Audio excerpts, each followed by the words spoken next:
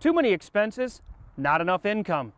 Agriculture's always found a way to deal with that issue, so too must our state government. With the budget that's predicated on a manufacturing industry that no longer exists, and budget shortfalls projected into the future, it's time that we fix the problem. Is it a decrease in expenses, or do we look at tax increases? Maybe it's a combination of both. Regardless, it's time for legislators to do their job.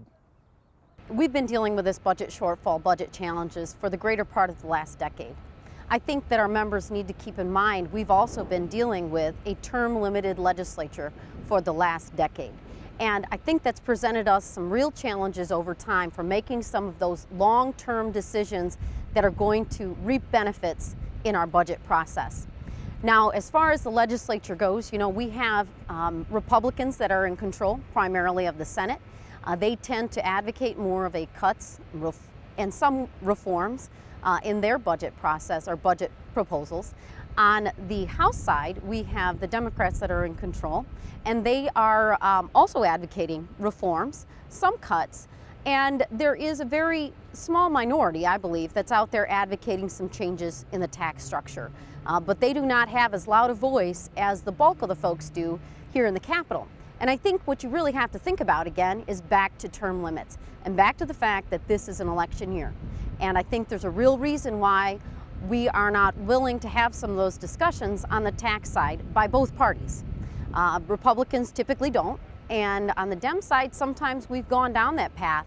But this year, an election year, is particularly not a year where I think that they're willing to go down some of those paths.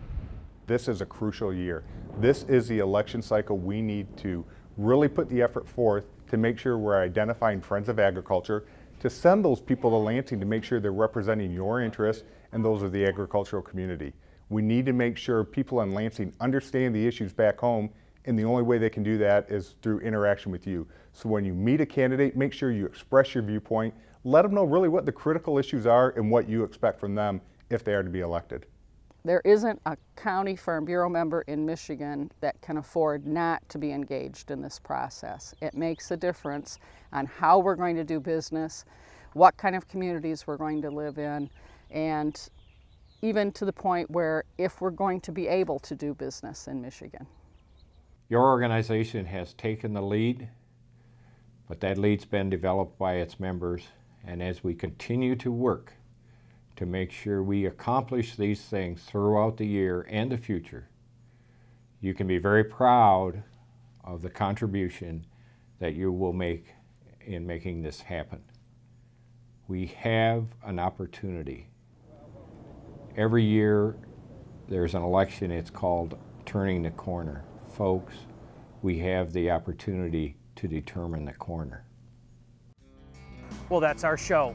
We hope that you've watched, listened, and learned as we discuss the state of our state. The issues that we talked about are outlined in a set of white papers called Common Sense Solutions, available on our website at mishfb.com. You know, the world is run by those who show up, and democracy is not a spectator sport. We still do have a government of the people, by the people, and for the people, but only if we participate. This issue is critical. It is important that you get involved. We'll see you in August for another edition of FB Update. On behalf of all of us at the Farm Bureau, I'm Ernie Birchmeyer. Thanks for joining us.